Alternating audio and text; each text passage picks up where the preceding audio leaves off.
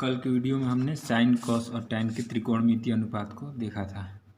आज हम लोग उसी पर एक एग्जाम्पल देखेंगे। एक समकोण त्रिभुज के हमें त्रिकोणमितीय अनुपात को ज्ञात करना होगा। एग्जाम्पल है, एक समकोण त्रिभुज ए बी सी में कोण बी एक समकोण है तथा ए बी बराबर 3 सेंटीमीटर तथा बी सी बराबर 4 सेंटीमीटर।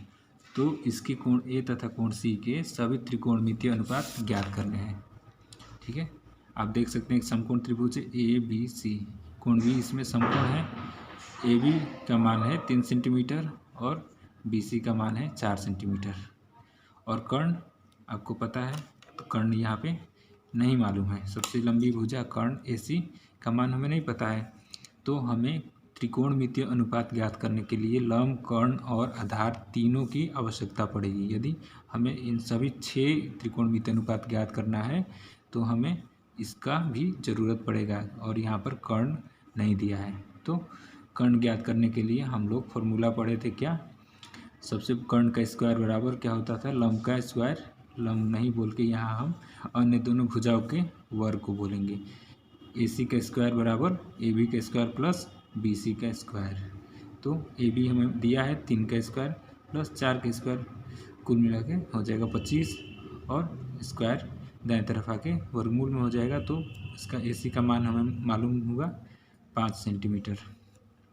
तो कर्ण हमें ज्ञात हो गया 5 सेंटीमीटर। अब हम जब तीनों भुजाओं को, समकोण त्रिभुज की तीनों भुजाओं को अब हम ज्ञात कर चुके हैं, अतः अब हम कोण ए के और तथा कोण सी के त्रिकोणमितीय अनुपात हम ज्ञात कर सकते हैं इस फॉर्मूला पे रख के। ठीक है, तो देखिए एक और बात यहाँ पर सबसे मुख्य बात आपको याद रखनी होगी। कोण ए का और कोण सी का त्रिकोणमितीय अनुपात कभी भी न्यून कोणों का ज्ञात करेंगे। कोण बी का त्रिकोणमितीय अनुपात हम कभी नहीं ज्ञात करेंगे।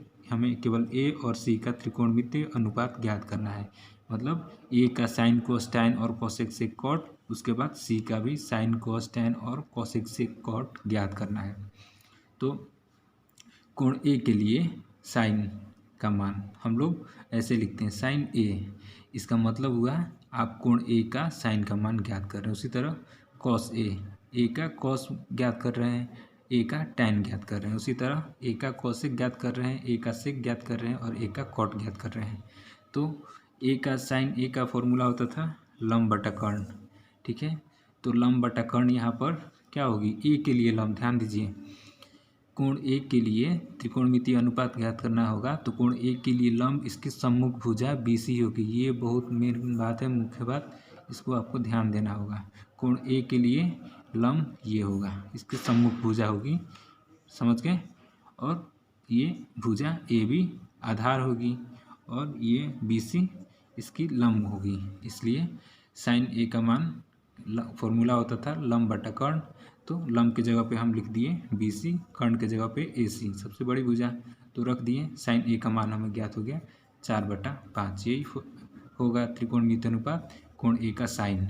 अब कोण ए का कॉस निकालेंगे उसी तरह, तो आधार बटा कर्ण। अब आप मालूम कर लिए हैं कि लंब कौन होगा, आधार कर्ण होगा। और कर्ण तो एक ही होती है, कर्ण दोनों के लिए समान होती है। ए के लिए भी कर्ण यही होगी और कोण सी के लिए भी कर्ण यही होगी। लेकिन ए के लिए जब हम निकाल रहे हैं त्रिकोणमितीय अनुपात, तो ये बात ध्यान देनी है आपको कि सम्मुख भुजा को ही लंब मानते हैं और दूसरी जो बची भुजा उसको आधार कहेंगे। तो कॉस ए के लिए मान हो जाएगा ए बी बटा ए सी, आधार बटा कर्ण, फॉर्मूला में रख दिए। बाकी आपको आधार, लंब, कर्ण का मान उसमें रखते जाना है। वही sign A, cos A, tan A और cosec A, sec A, cot A का फॉर्मूला पर रखने पर हमें जो मान ज्ञात होगा वही इसका त्रिकोणमितीय अनुपात कहलाएगा। ठीक है, ये तो समझ गए होंगे। ये कोण ए के सभी 6 मान हो गए। अब हम पढ़ेंगे कोण सी के त्रिकोणमितीय अनुपात। देखिए, कोण सी का त्रिकोणमितीय अनुपात ज्ञात करने के लिए उसी तरह हमें मालूम करना होगा कि सी के लिए लंब क्या होगी।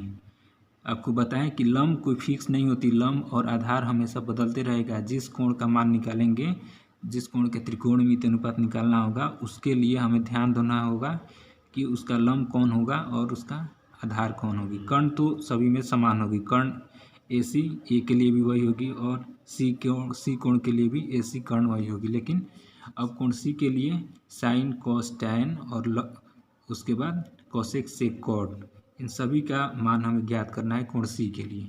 तो देख सकते हैं, सबसे पहले हम मालूम कर लेंगे कि कोण सी के लिए लंब इसकी सम्मुख भुजा ए बी होगी। ध्यान दीजिए, सी के लिए लंब, अब हम BC को नहीं कहेंगे, सी के लिए लंब इसकी सम्मुख भुजा, यदि इसकी सम्मुख भुजा देखेंगे तो ये इसकी सम्मुख भुजा होगी क्या, ए बी सम्मुख भुजा होगी।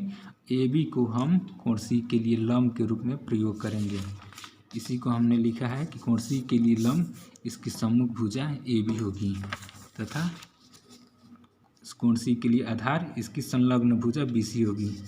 दो बात आप लोग ये ध्यान दीजिएगा, सम्मुख भुजा और संलग्न भुजा। अभी इसके पहले हमने बताया कि कोण ए के लिए सम्मुख भुजा थी BC, तो वो लंब हुई, और कोण ए के साथ संलग्न मतलब लगी हुई भुजा, कोण ए के साथ ये AB जुड़ी हुई है, इसलिए AB आधार हो गई, और जो तिरछी रेखा है वो तो कर्ण, वो तो बदलेगी नहीं। तो याद रखिए ये दोनों बात। तो उसी तरह C के लिए सम्मुख भुजा BC यहाँ लंब होगी और C की संलग्न भुजा होगी कौन, CB इसके साथ लगी हुई है, इसलिए CB कहलाएगी संलग्न भुजा। संलग्न भुजा को हम आधार कहते थे, तो ये आधार होगी इस स्थिति में।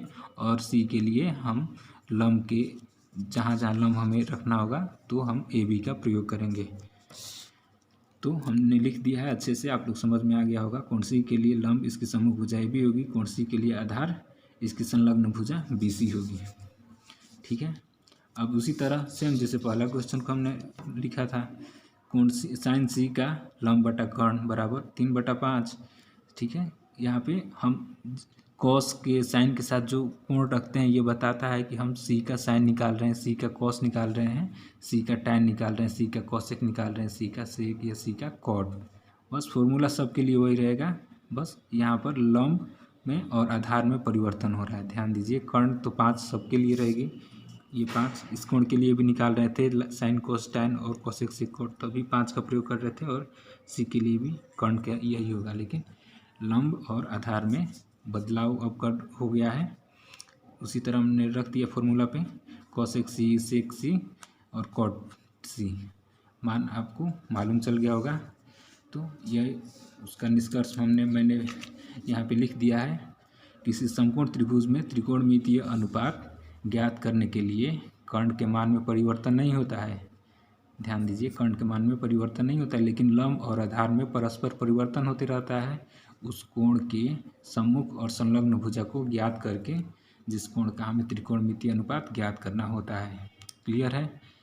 जो सम्मुख भुजा होगी उसे हम लंब मानेंगे, और जो उसके साथ संलग्न या लगी हुई भुजा होती है उसे आधार मानेंगे। कर्ण को तिरछी भुजा को कर्ण मानेंगे, उसमें कोई परिवर्तन नहीं करना है। ठीक है, इसी के आधार पर अन्य प्रश्न मैं दे रहा हूँ, आप बना के मुझे दिखाएंगे।